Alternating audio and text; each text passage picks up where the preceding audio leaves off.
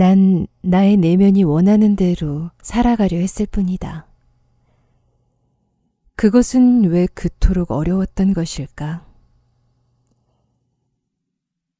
내 이야기를 하기 위해서는 아주 오래전 이야기부터 시작해야 한다.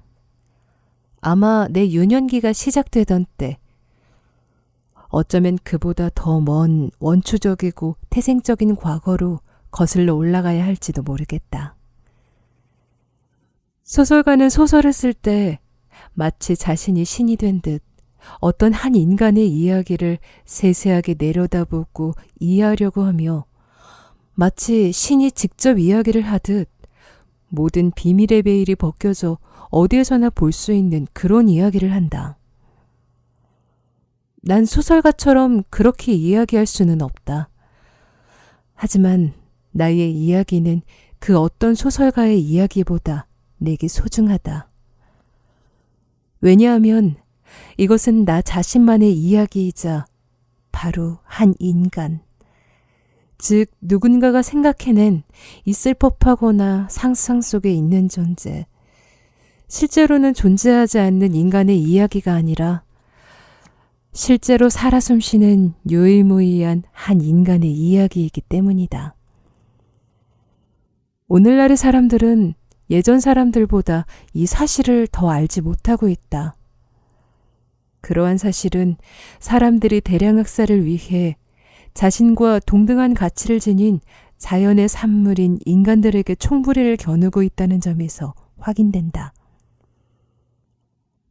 만약 우리가 유일무이한 존재인 인간이 아니고 우리 모두가 실제로 총알을 맞고 세상에서 영원히 사라질 수 있다면 더 이상 이야기를 하는 것이 의미가 없을 것이다. 하지만 모든 인간 개개인은 자기 자신이자 오직 한 번만 일어날 뿐 다시는 반복되지 않는 세계의 현상들이 교차하는 곳에 존재하는 유일무이하고 특별한, 그 어떠한 경우에도 소중하고 주목받아야 하는 존재들인 것이다. 그렇기 때문에 인간 개개인의 이야기는 중요하고 영원하고 신성하며, 그렇기 때문에 모든 인간은 그 어떤 누구라도 살아서 자연의 의미를 실현하는 한 그는 놀라운 존재이고 주목받을 만한 가치가 있다. 모든 인간의 모습에는 정신의 형상과 고통받는 피조물과 십자가에 못 박힌 그리스도의 모습이 있다. 오늘날 인간의 존재가 무엇인지를 알고 있는 자는 많지 않다. 대부분의 사람은 인간이 무엇인가를 단지 느낌으로 짐작할 뿐이며 그렇기 때문에 보다 편안하게 죽는다. 나 역시 이 이야기를 다 쓰고 나면 그들처럼 편안하게 죽을 것이다. 나 또한 나 자신을 깨달은 자라고 말할 자격은 없다. 나는 끊임없이 길을 찾는 중일 뿐이다.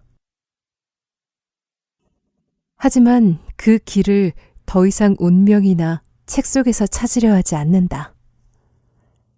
대신 내 피가 끌어당기는 교훈에 귀를 기울이고 있다.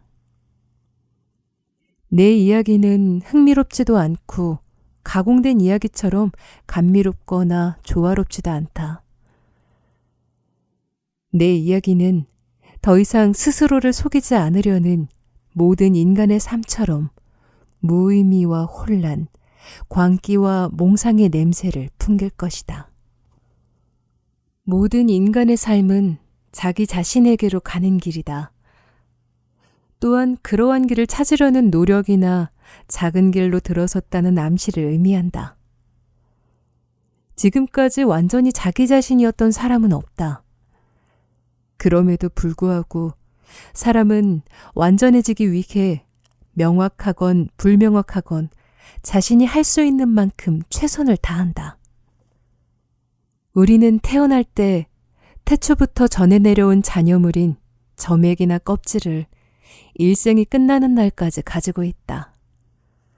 어떤 것들은 끝내 인간이 되지 못한 채 개구리나 도마뱀 또는 개미로 남는다. 어떤 것은 반은 사람, 반은 물고기인 생명체로 남기도 한다. 하지만 모든 생명체의 뿌리는 인류를 향하고 있다. 우리 모두의 태생은 동일하고 같은 어머니로부터 나왔다. 하지만 우리 모두는 심연으로부터 나오기 위해 자신만의 목표를 위해 최선을 다한다. 그래서 우리는 서로를 이해할 수 있는 것이다. 하지만 나 자신을 정확하게 알 수 있는 것은 오직 나뿐일 것이다.